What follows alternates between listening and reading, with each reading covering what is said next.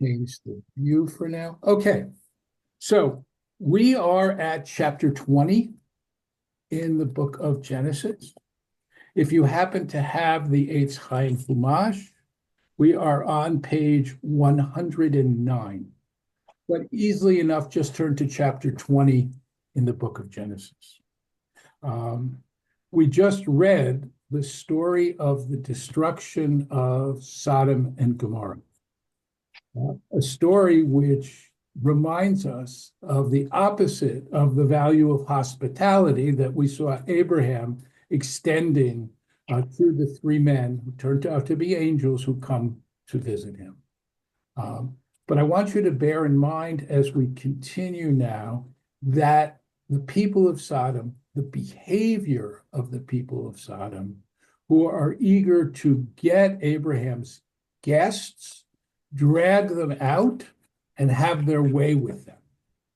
I want you to bear that in mind as we move ahead to another story about Abraham. Now, you may recall elements of the story we're going to look at because we've seen an earlier episode, which in some ways is very similar. We saw it earlier on, right after Abraham reached the promised land. And here he is in the place that God had promised him. He's wandered 75 years old. He gets to the land of Canaan, and there's a famine. And he was forced to go down into Egypt. And you no doubt remember the story there where he passes Sarah off as his sister. She's taken into Pharaoh's palace. God plagues Pharaoh. Ultimately, Abraham and Sarah leave with great wealth, a foreshadowing of the story of the Exodus, where the people also go in being taken captive, plagues, leaving with great wealth. Now, the story we're about to read is similar, different people, not a foreshadowing of the Exodus. This is the second of three times that we will have this motif.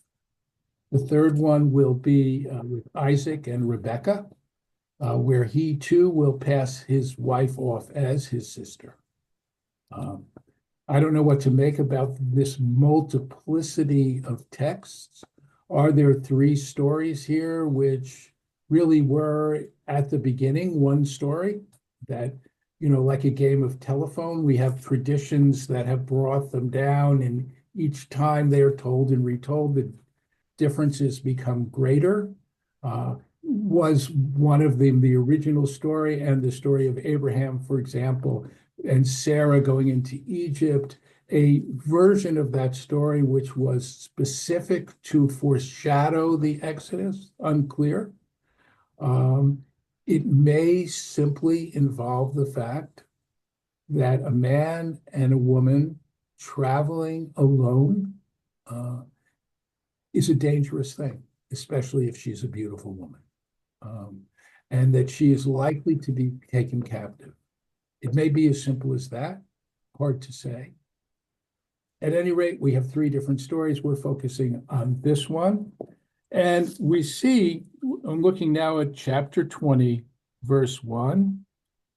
So Abraham journeys from there, where he was, the terebinths of Mamre, which is where he seems to have settled, and he goes to the region of the Negev, and he settles there. And in the Hebrew, Vayeshev ber ben Kadesh uvein Shur v'yagar bigrar. So he goes to a region in the Negev between Kadesh and Shur, and it's called Gerar. And it says Vayeshev, he settled there. Not merely that he traveled, but he settled there in this place. And he was then, he goes, while he is there, he and his wife go and sojourn in Gerar. So he's settled between Kadesh and Shur, but then he goes sojourning. He becomes a resident alien in a place called Gerar. And one gets the sense that he will be there only for a while and then go back to the place where he had settled. Gerar, if you're interested, is between Gaza and Beersheba. The city of Gaza was existent even in the time of Abraham. It is one of what later become 5 Philistine cities. South of Gaza, north of Beersheba. And we're going to see that Beersheba will play an interesting role in this story. Okay, so he gets there, and Abraham then says to his wife Sarah, said of her, she is my sister. So we've seen this before, but it's notable in 2 respects. First is there's no famine, right? In the first story, Abraham and Sarah had no choice but to go into Egypt. It was a famine. They were driven there. Here, they just seem to go to Gerar. Whatever the reason was, it's a temporary visit. One of the commentaries I read suggests, and maybe it was here, in Eitz Chaim, perhaps he wanted to trade pastoral products and purchase supplies in the city, right? Now, this is not a long visit. He's not there because he's compelled by circumstances. He simply goes in. Now, the other thing that's different is that in the story of Abraham and Sarah in Egypt, he asks her to say she's his sister. Here he doesn't. He just says, she's my sister. Now, as we'll see at the end of the story, there seems to have been an arrangement. We get into a difficult place, honey, just say you're my sister, something like that.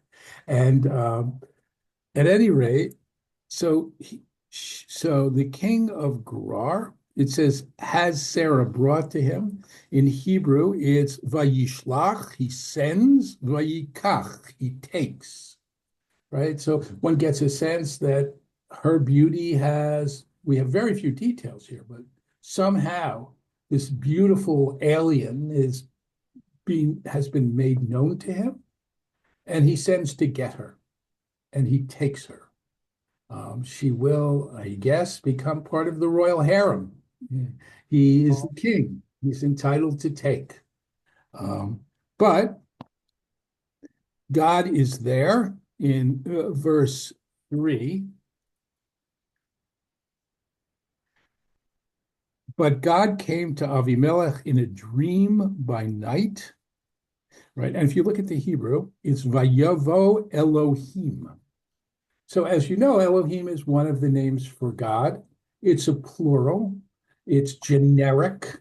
We use it to refer to our God, but it can mean gods, heavenly powers.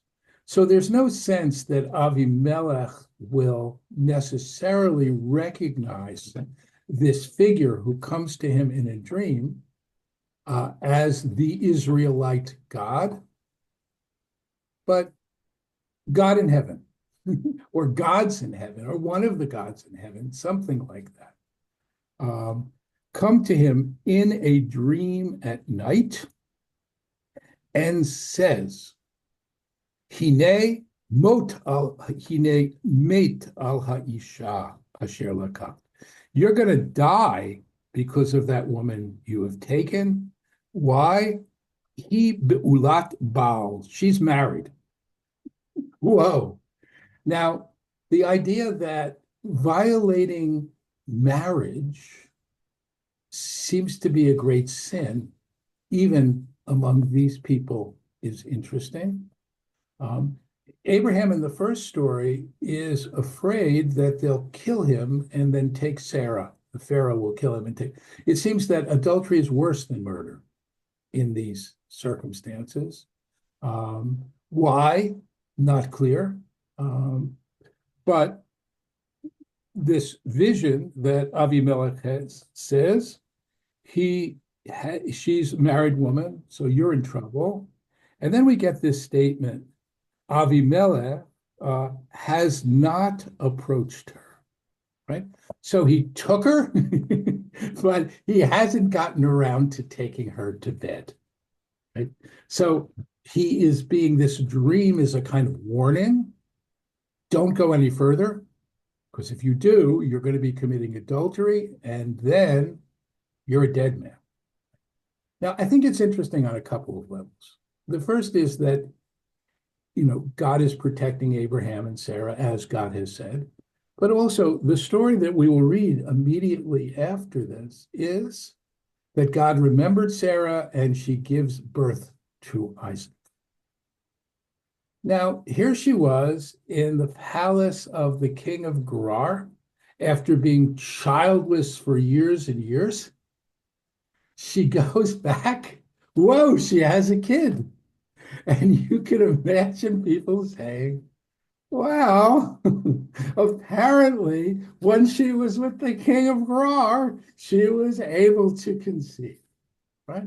So I think the narrator here is going to great pains for us to understand, nope, this is Abraham's child. This is as God had told him when he said, what good is all that you're giving me? I'm childless. And God says, not your servant, not Ishmael, but the child of Sarah, who is your own seed, your own blood that you fathered, that will be your heir. And so here, obviously, we know that Abraham is the father, but lest perhaps people talk or people think otherwise, we have this little parenthetic phrase, oh, by the way, nothing happened. Okay, so then Avimelech says to God, will you slay people even though they are innocent? Now, this should ring bells for you, right? Remember what we just read, Abraham, Sodom, and Gomorrah. Will you kill the innocent together with the guilty? Far be it from you. Will not the judge of the whole earth deal justly? And it's a remarkable echo of this plea for justice, fairness, that now this foreign king is now echoing to Abraham. To God, rather, essentially what Abraham argued to God. And it gives us a sense of the kind of person Avimelech is, right? He is a righteous person. And what he's doing is he's saying, I expect you, God, to be a righteous person. I expect you not to kill innocent people together with guilty people. Now, this is a conception of God which is unusual in the pagan world, right? Gods do what they want to do. Gods kill people for sport. God sent armies against each other. You have only to read the Iliad, for example, written, of course, much later, but the Iliad, this Homeric epic in which the gods, are playing at Troy. There is no morality there. There's no sense of justice as to one side or the other. Here, Avimelech argues with God, you can't do that. Will you destroy an innocent people? And he's and Avimelech says, he said, she's my sister. And she said, he's my brother. When I did this, my heart was blameless. My hands were clean. I just acted on what they told me. I had no idea. And God replies, I know that you did this with a blameless heart. So I kept you from sinning against me. I arranged for you not to touch her, we don't know what the mechanism was, but somehow or other, God arranges. Now, I have a theory about this, which I'll share with you in a minute. It's my own theory. I haven't read it anywhere, but I think there's something to it. Anyway, so therefore, God says, restore the man's life. Since he is a prophet, he will intercede for you. Now, this is the first use in the Bible of the word Navi or prophet. And we're being told that Abraham is a prophet. And what does a prophet do? A prophet intercedes for people with God. The prophet really has two roles. One is the intercessor, right? And we saw Abraham earlier doing the same thing, right? For the cities of Sodom and Gomorrah. He intercedes. Will you destroy the righteous together with the innocent, right?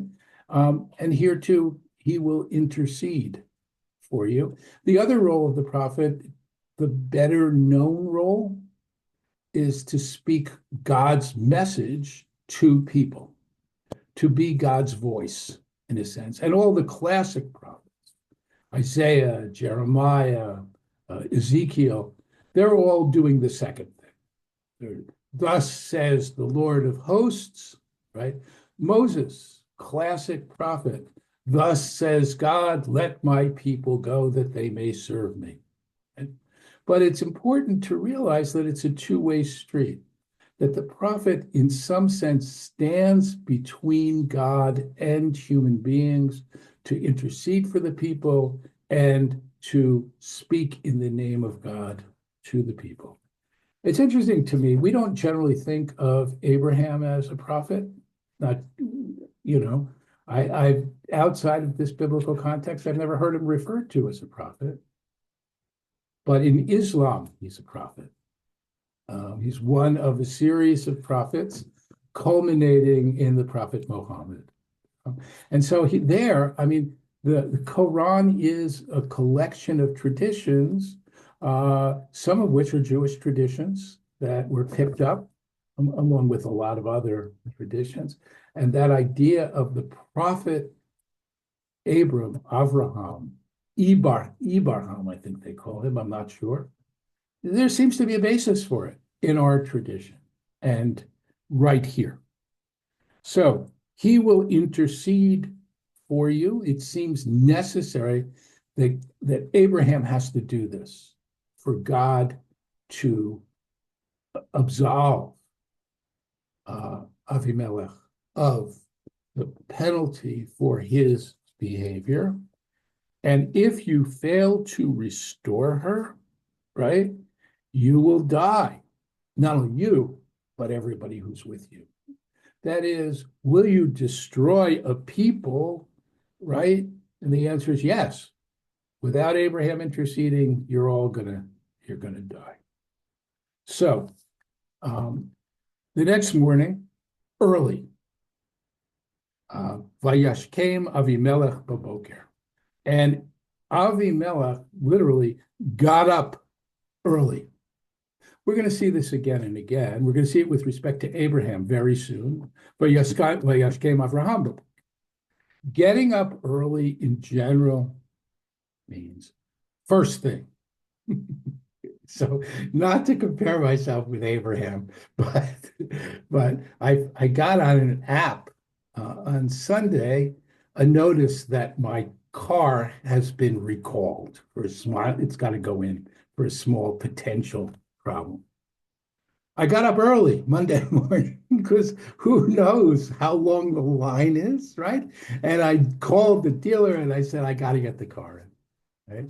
So, but it's urgent. There's a sense of urgency when it says he got up early in the morning. And he calls his servants and he tells them what happened, right? And they are frightened. So he summons Avimelech, he calls him to him, and he says, what have you done to us? What wrong have I done that you should bring such a great guilt upon me and my kingdom? You have done things to me that should not be done. What then was the purpose of your doing this thing? I read this in the way I read it because it seems like a rant. It's not, Abraham, what have you done? Pause. Abraham can reply. It's a series of statements, one after another. And we get a sense, I think, of Avimelech's fear, of his anger. We can read into this that such a terrible thing has been done. And Abraham says, it's kind of broken. He says, V'gam omna. I thought, he says, there's no fear of God in this place. They will kill me because of my wife. And besides, she's actually my sister, my father's daughter, though not my mother's, and she became my wife. So, yeah, she's my sister. She's also my wife. She's my sister, though, right? So, it's very interesting to me for a couple of reasons that he says, I thought there is no fear of God in this place. The Hebrew is Yirat Elohim, fear of God. Now, remember the context. This is immediately after the story of Sodom and Gomorrah, a place where there is no fear of God, where strangers are grabbed and raped. In that context, when Abraham says, I thought there was no fear of God here, it actually makes his actions a little bit more understandable. It's not that he was driven by famine, but he is afraid, legitimately, based on his own experience, legitimately afraid that terrible things will happen. Now, the phrase Yirat Elohim, fear of God, I would translate even fear of heaven, fear of the gods, doesn't really matter. It seems to mean basic morality. There's no real morality here. It's a term which is generally used for non-Jews, right? And the classic context of seeing it that way is in the book of Deuteronomy. I'm going to read it. You don't have to turn to it. It's a reference to the people of Amalek, this evil people who descended on the people of Israel immediately after they left Egypt.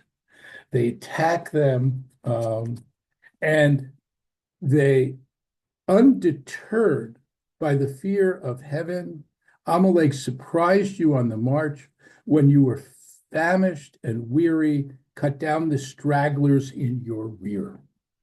They didn't have fear of heaven, right?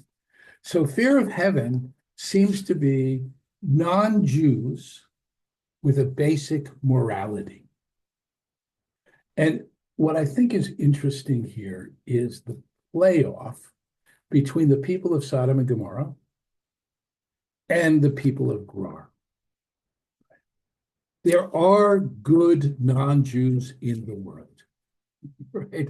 You know, there was an old expression that people said, very unfair, right, and wrong-minded, but maybe based on persecution among Jews by non-Jews. Scratch a non-Jew, you'll find an anti-Semite.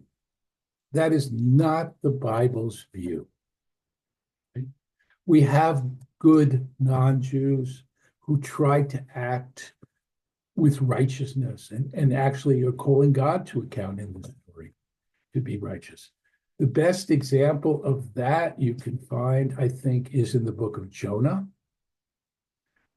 where the king, first of all, the sailors in the book are obviously righteous people. And the last thing they want to do is throw Jonah in the sea in order to save themselves. But he tells them to do it. They're compelled to do it.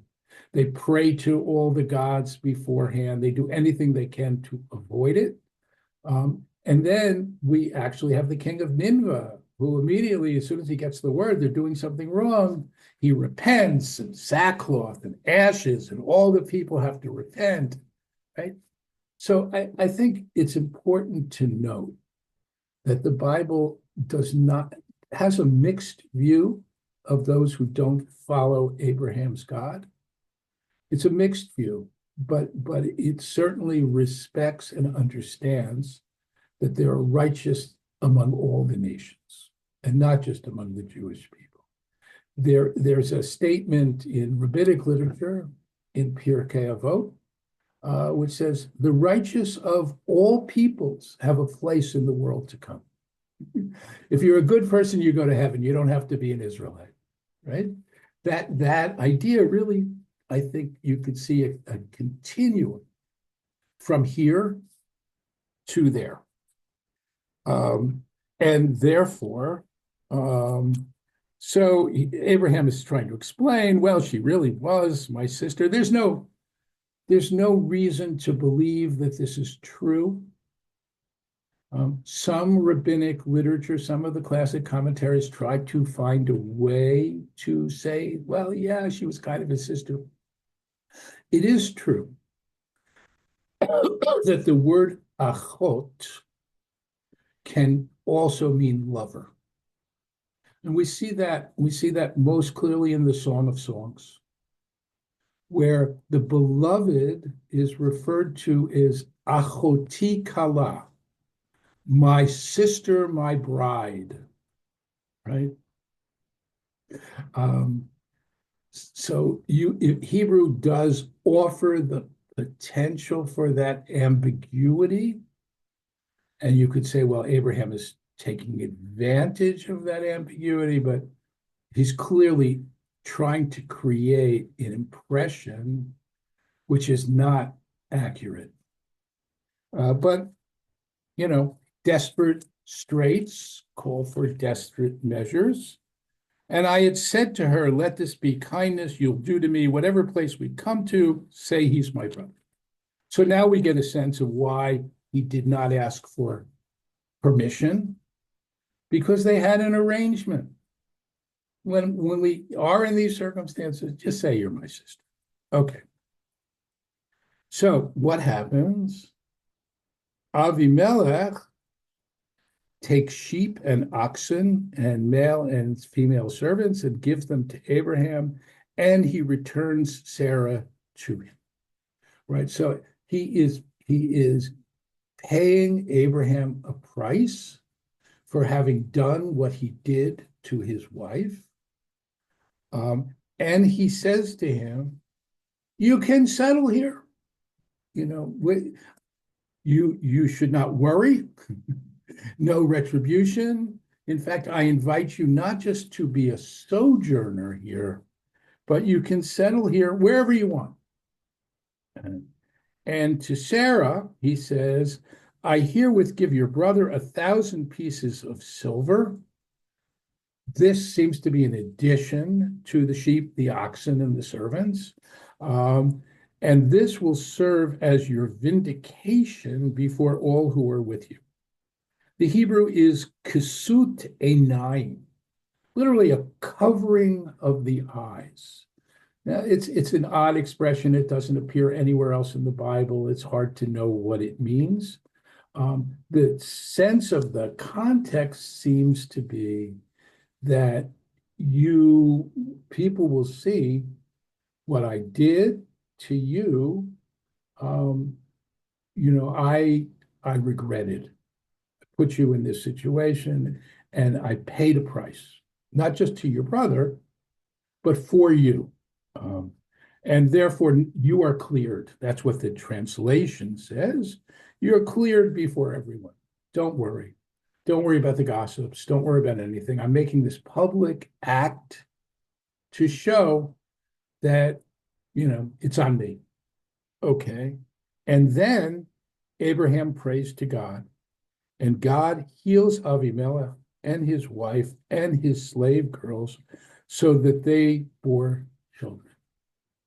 So now we have a sense that there was a kind of plague, right? And the plague was a plague of barrenness, that while Sarah was kept captive, all the wombs were shut, no children could happen. And this continues this theme of fertility, infertility here in Gerar. And because God had closed fast the womb of the household of Avimelech because of Sarah, the wife of Abraham. So here's the question which came to mind when I was preparing. Why does it say that Abraham prayed to God and God healed Avimelech and his wife, slave girls, all live here? If it was a matter of closed wombs, why does Avimelech need to be healed? He doesn't have a womb.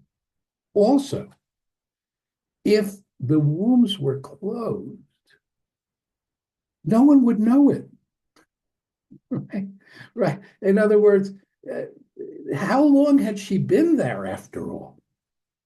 Before Avimelech could do anything, right? This is all happening. So I want to suggest that there's something else that happens here, and that is Avimelech's impotence. He can't get it up. Somehow or other, right? Because he too needs healing, and that happens very quickly. Right? Now, it's not in the text. I'm basing all of this on one thing, that God needed to heal Avimelech, and then the other thing that somehow it happens quickly. Other than that, I have no basis for it, but I think it's interesting. And I think the questions, whether my answer is right or not, the questions are interesting. And that brings us to the end of this episode. And I welcome your questions or comments on the story of Abraham and Avimelech in Gerar. Anything at all? Yeah, Saul. Yeah, going back to the situation the first time in Egypt, it's such. I was going back to it myself in Lech Lecha.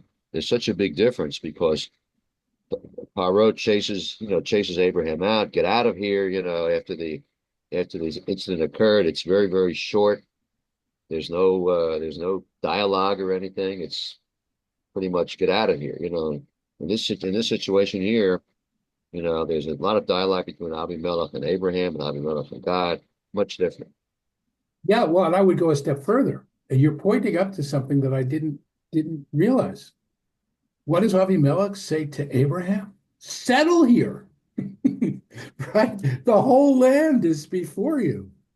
But as you point out, Pharaoh says, get the hell out of town, right? Here's some stuff, go, right? Avimelech also gives him stuff, but he invites him to stay. And that's really a big difference. But in the first story, we need Abraham to come up out of Egypt if we are going to foreshadow the Exodus. Because the Israelites do get out of town immediately. They take this stuff and they go. Good insight. Thank you.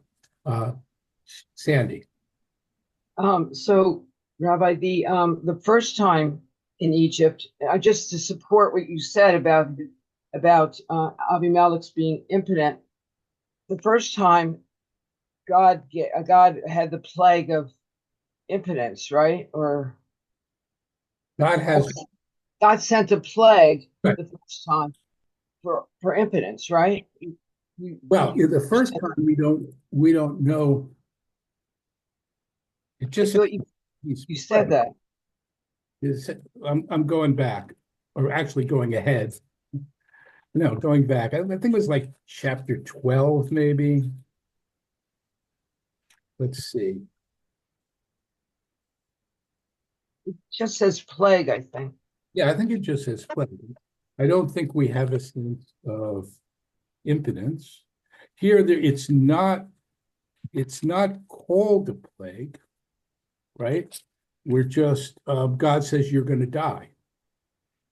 Right? The word plague there is used because it's a foreshadowing, again, of the Exodus, right? Verse 17 says plague.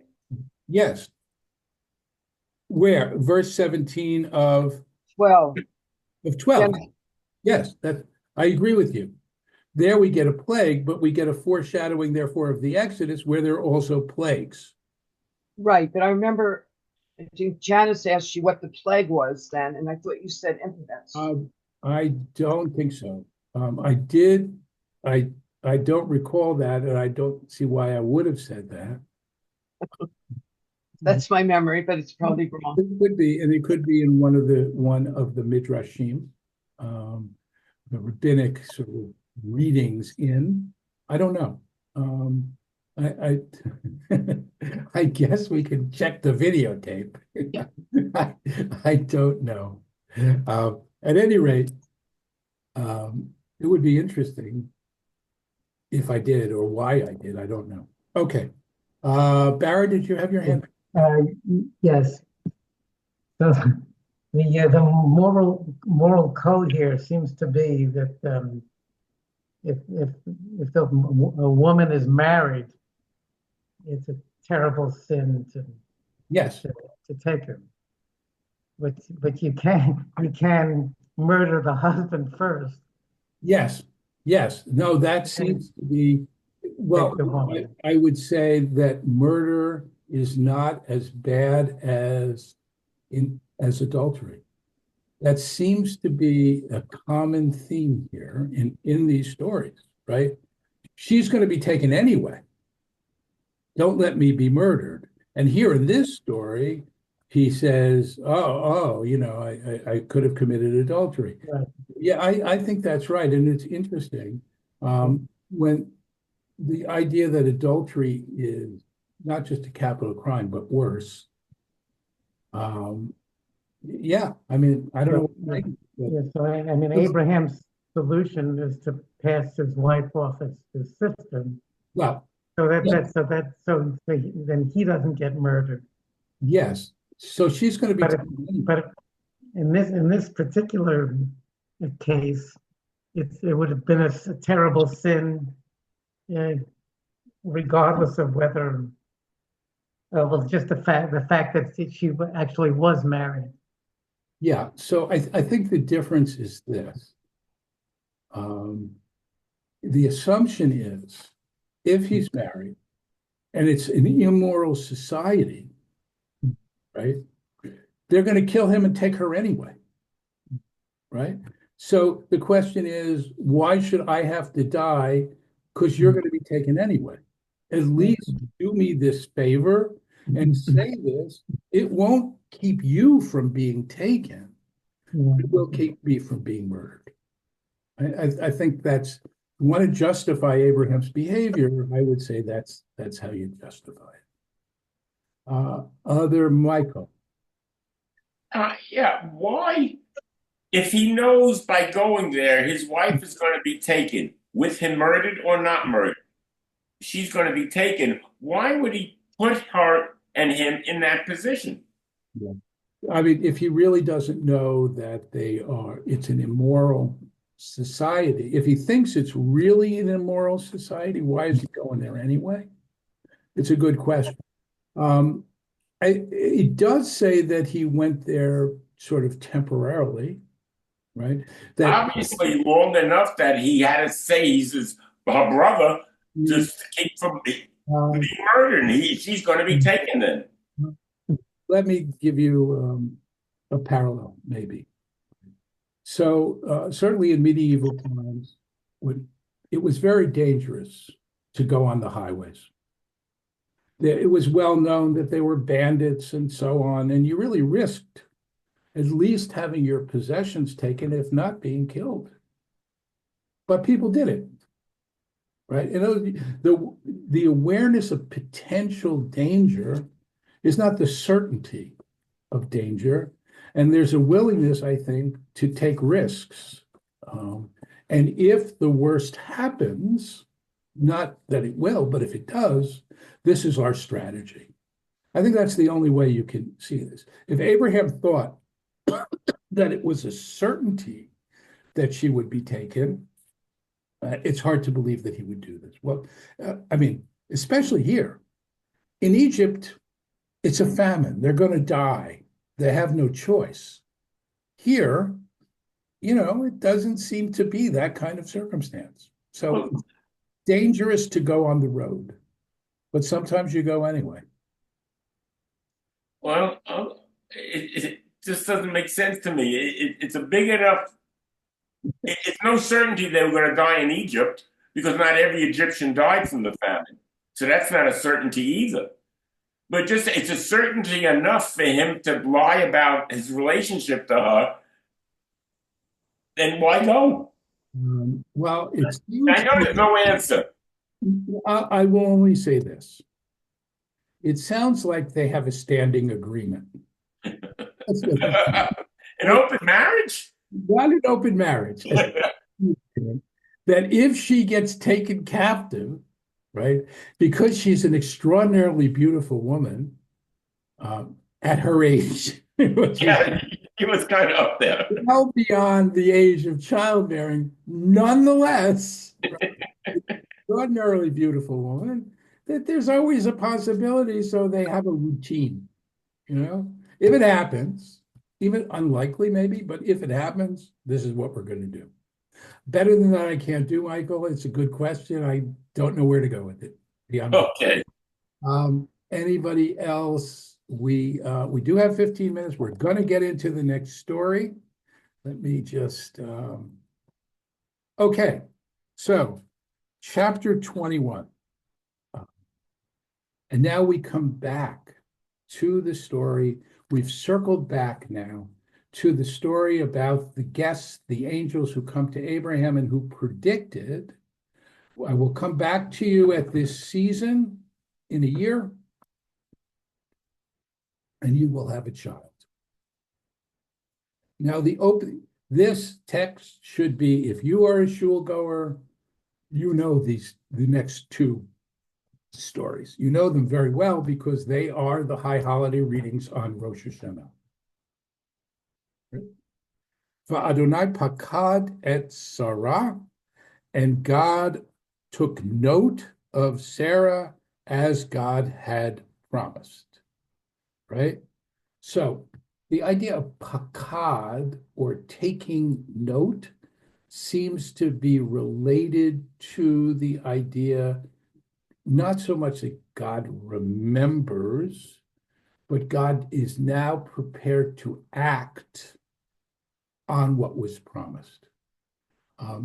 But this word has an interesting use in liturgy, and particularly in the liturgy of the conservative movement in the Amidah. So, as you know, I'm sure, the conservative movement slightly rewrote the opening paragraph of the Amidah, right? Where traditionally it says, Elohei Avraham, Elohei Yitzchak, Elohei Yaakov. We are praying to the God of Abraham, the God of Isaac, and the God of Jacob. The phrase, the God of Sarah, the God of Rebekah, the God of Rachel and Leah, is added, right? So there's a kind of rule about liturgy. And the rule is, even if you change something, and changes were done all the time, in ancient times, in the Middle Ages, but there was one thing that had to stay the same. If it begins, Baruch Atah Adonai, and it needs to end, Baruch Atah Adonai. Now, you can have a prayer that doesn't have the Baruch Atah Adonai at the beginning and just has it at the end. That's okay. But if you have it at the beginning, you have it at the beginning, you also have to have it at the end.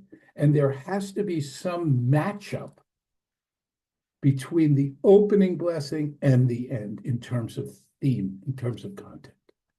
So if I'm going to say, blessed are you, God of Abraham, God of Isaac, God of Jacob, the old way, I would just end Magen Avraham.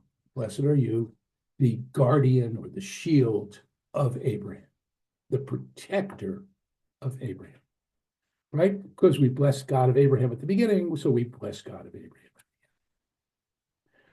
But if we're going to bless Sarah also at the beginning, when I come around to the end, I need to say her too. I need some equivalent for some epithet for her, just as I have Magain with Avraham. And so the creators of the liturgy, I think with great sensitivity,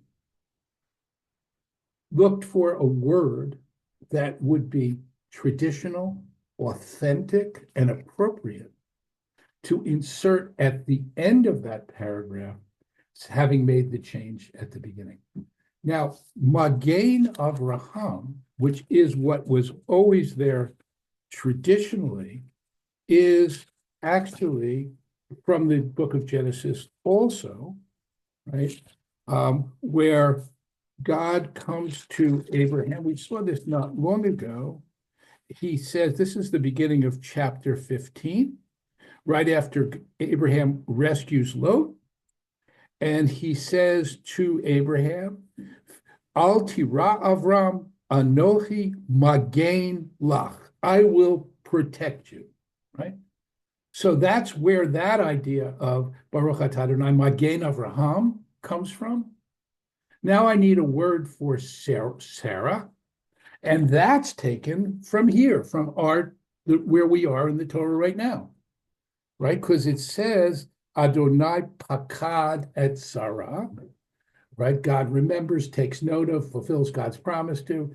And so we get in the contemporary conservative liturgy, Magain Avraham Poked, the present, not Pakad is in the past, Poked Sarah. So I really wanted to share this with you because it's something that most people don't even notice. And it really shows you the care that was done, that this is just not, hey, let's just throw in the mothers, because we live in a world where we quite appropriately need to recognize the role of women as well as men. And Sarah, Rebecca, Rachel, and Leah are important as the matriarchs of our people. So in addition to Abraham, Isaac, and Jacob, yeah, we'll have Sarah, Rachel, and Leah. But if we do that, and if you understand liturgy and you understand how it works, you have to change the end, and you need a word. And here we have a word which actually comes in the same traditions in Genesis, and now it's Magen Avraham, Ufoked Sarah. Okay, all that, of course, just an aside, doesn't have much to do with the text itself. God remembers, right? Vayas Adonai l'Sarah kasher diber, and God did to Sarah as God had said, v'tahar Sarah Avraham ben, and she bears a son to him, lizikunav, in his zakainness, right? His old age, right? And when Lemoed asher diberoto Elohim, at the time, not just that he has a child, but this is at the time. I will come back to you at this time of year, and you will bear, right? So the idea is that there's two things that are miraculous about this. The first is that in his old age, she can bring a son. We're leaving out the fact that she's also beyond the years of childbearing here. The emphasis is on Abraham, and then Abraham gives his son, who Sarah had born to him, right, the name of Yitzhak, of Isaac, which means laughter, right? Now, unlike and Jacob, the name Yitzhak will be his name his whole life, right? With Abram, goes from, no doubt, remember, from Avram to Avraham. God, when he makes a covenant with him, changes his name, adds the Hey, which is one of the letters of God's name. Sarai, his wife, becomes Sarah. Yaakov, later on, Jacob, becomes Yisrael. Right? Isaac doesn't get his name changed. And I think I know why. Isaac gets his name from God. It's God who says that his name will be. And now Abraham is indeed naming Isaac.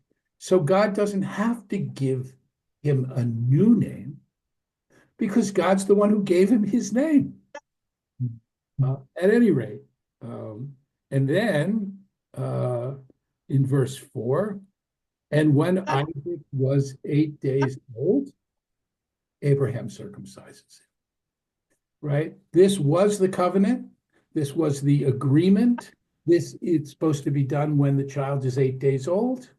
And here we have it for the first time. Ishmael was also circumcised, but he was well beyond 8 years when this idea of circumcision as part of the covenant was revealed to Abraham. So he's the first one. And Abraham was 100 years old when Isaac was born to him.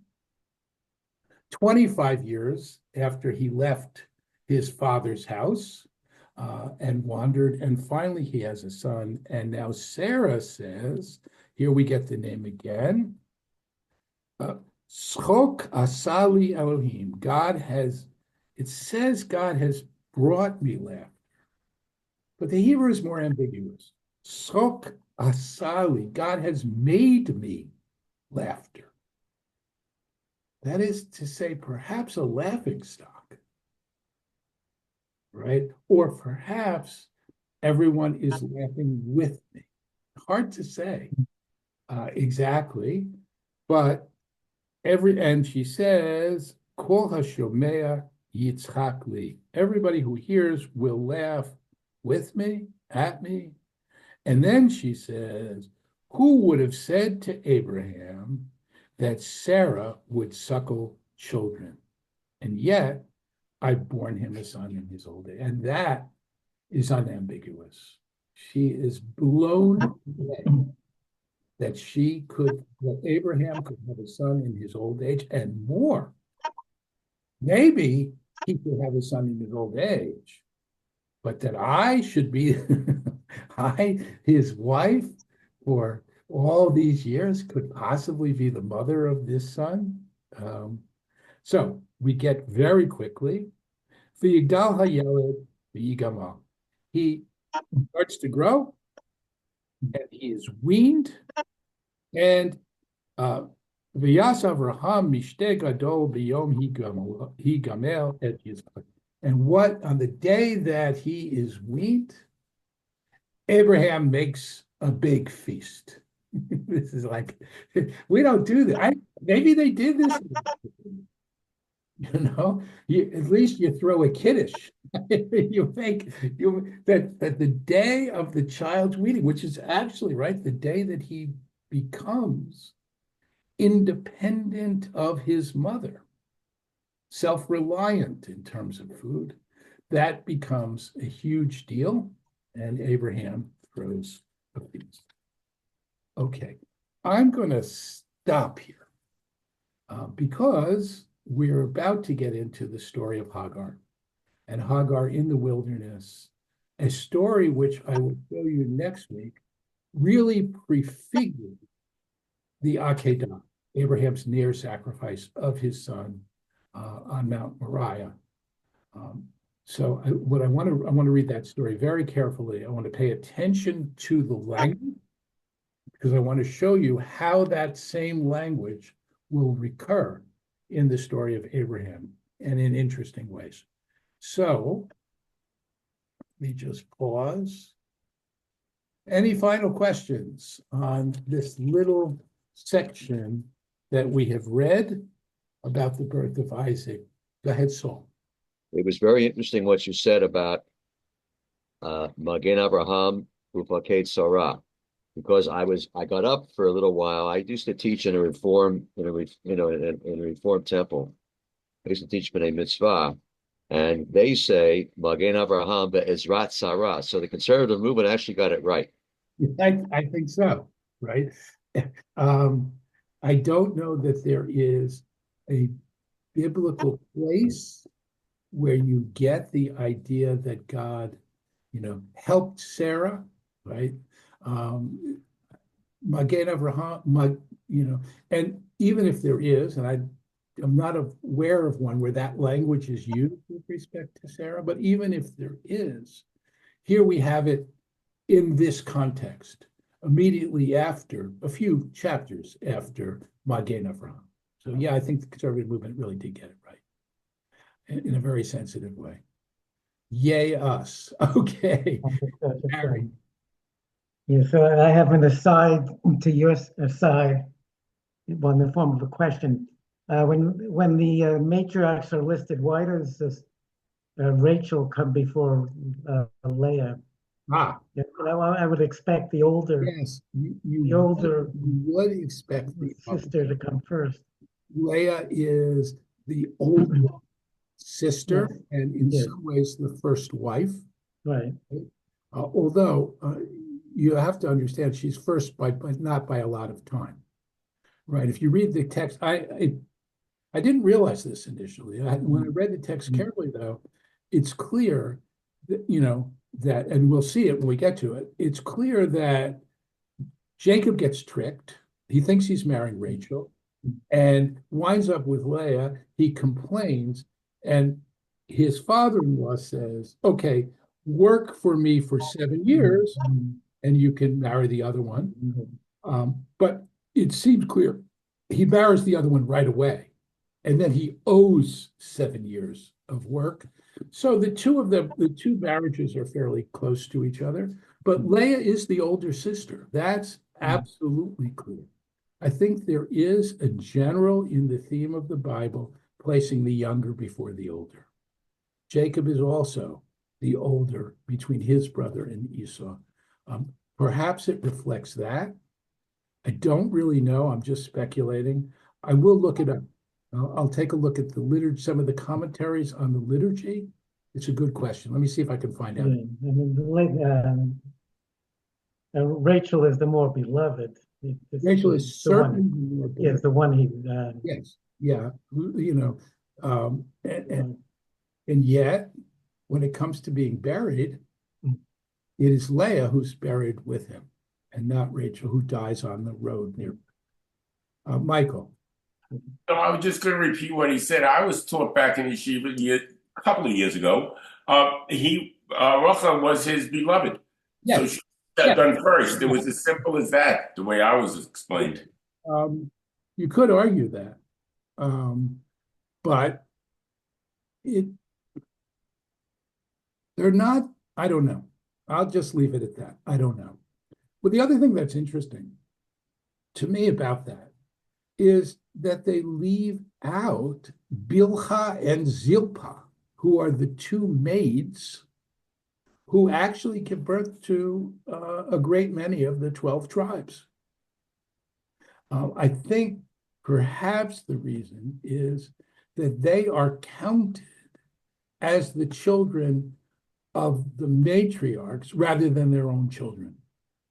That the idea is when you give the maid, she becomes a surrogate, and she's a surrogate for her mistress, and therefore they are the children of not of Zilpah and Bilhah, but actually of Rachel and Leah.